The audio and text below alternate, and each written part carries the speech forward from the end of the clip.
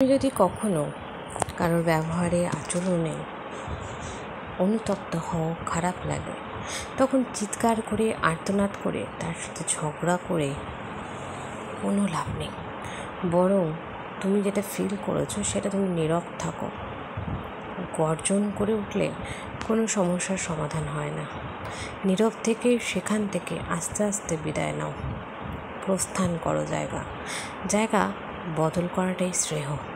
কারণ যেখানে তোমার আঘাত লাগবে, যেখানে তোমার কষ্ট হবে, যেখানে তোমার হৃদয় ভেঙে চুরমার হয়ে যাবে, সেখানে আশা করি থেকে লাভ নেই, সেখানে চিৎকার করে লাভ নেই, সেখানে নিজের জায়গা বোঝাবার মতন অধিকার কেড়ে নেওয়া যায় না।